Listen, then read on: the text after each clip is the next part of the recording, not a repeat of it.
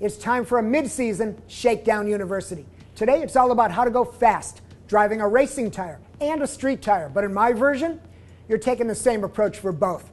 To get there, we'll talk a bit about tire management, how to set up the car and adjust the tires for max tire performance. And the real bottom line, how to feel what the tire is doing so you can go fast. We'll cover slip angles, the friction circle, tire pressures, and camber thrust. And, most important, we'll get you to understand the value of being smooth, precise, and sensitive with your pedal and wheel inputs. Fresh from my visit with Pirelli, we've got some insights into their F1 tires, and talking to a few of their pro racers, some tips on how to go freaking fast. Now, I'm sorry we're doing this from a studio, but it's all about knowledge and you putting the knowledge to practice, experiencing it firsthand. That's how you'll learn. It may make for better video watching me drive, but focus, my little Alonsos. This ain't about me, it's about you. So get ready. Our outlap starts when we come right back.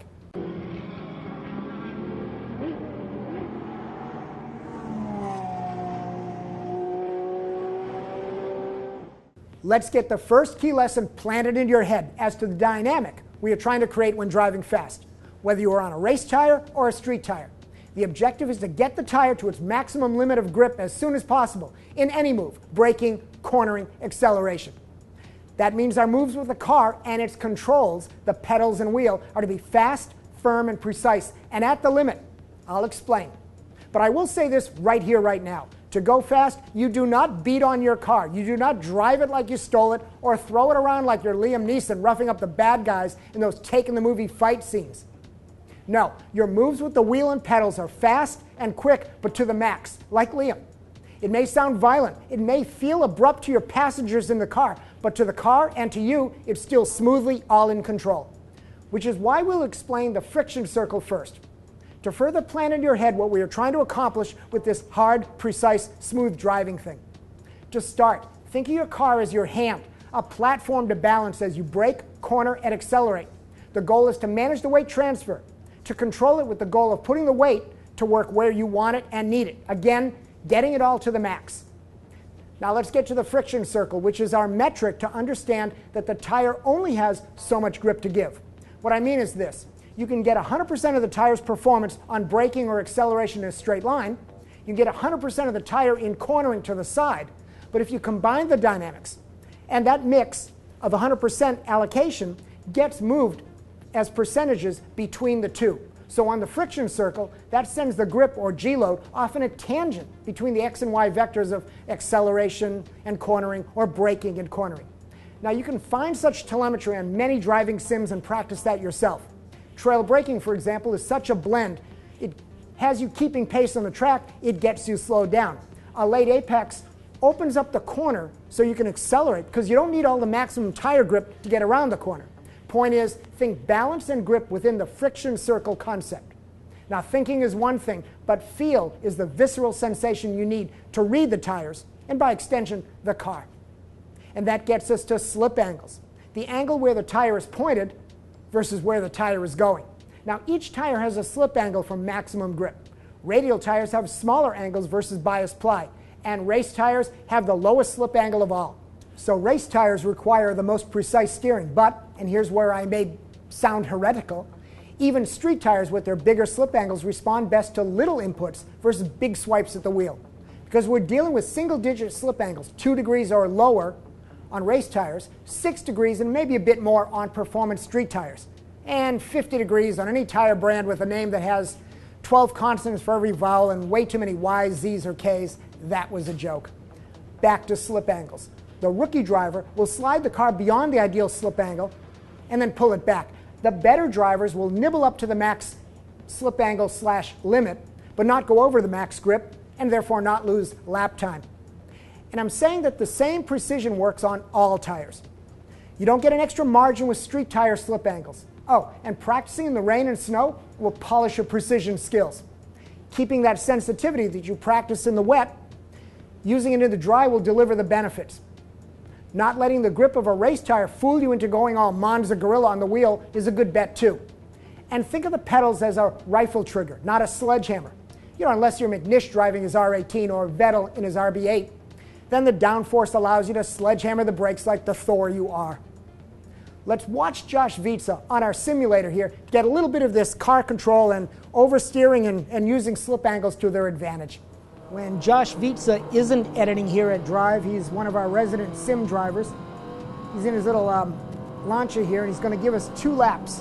One around this alpine course, a sloppy lap with a lot of slip angle and a lot of steering and probably a heavy foot on the gas and brake. And then we're going to do a clean lap, comparing lap times to show you where the speed is found. So this is going to be an atypical Josh lap, a dirty lap. High slip angle, a lot of steering work, overdriving the car. You can hear the tires working, overworking. He's moving beyond that slip angle, beyond maximum grip. Heavy-footed into a brake zone, locking it up.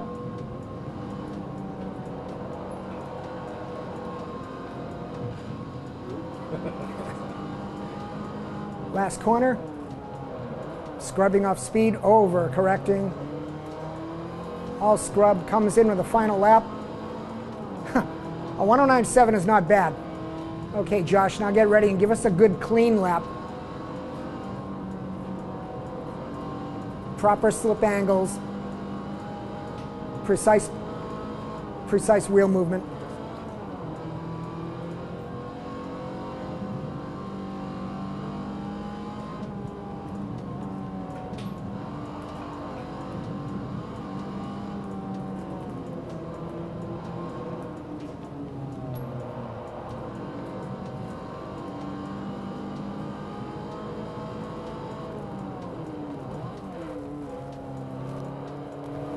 Targeting a 109.6 on the sloppy lap, and his best time here, 108.3.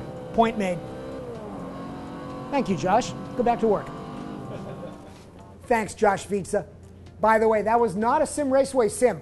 We'd still like one in our studio. Hint, hint, SimRaceway. But if you go to the SimRaceway blog or their website, you can take advantage of their test drive promotions.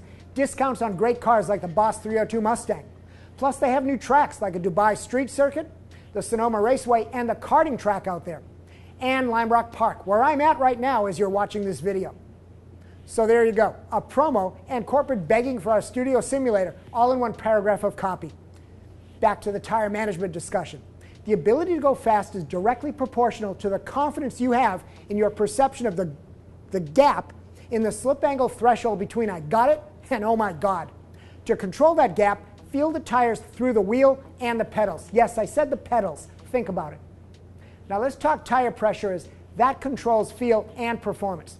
I'll spare you with the under and over inflation ramifications. You're smart enough to know all that.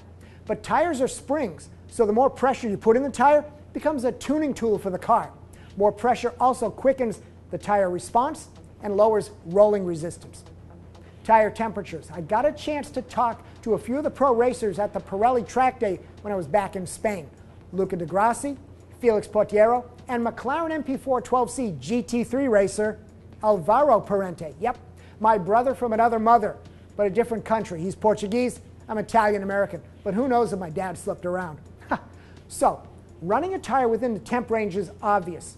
Again, it's all about slip angles. With a race tire, I love how you can feel the tire temps come up and the tire build grip.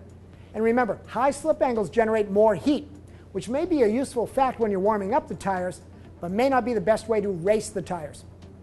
De Grassi, the guy who's doing the Pirelli F1 tire testing, said once a tire is cooked, not every tire can cool and come back to life. And Vettel, in our New Jersey visit for that Grand Prix, told me that the ideal temp range is more or less 10 degrees, and he's dealing with a working threshold of 220 degrees.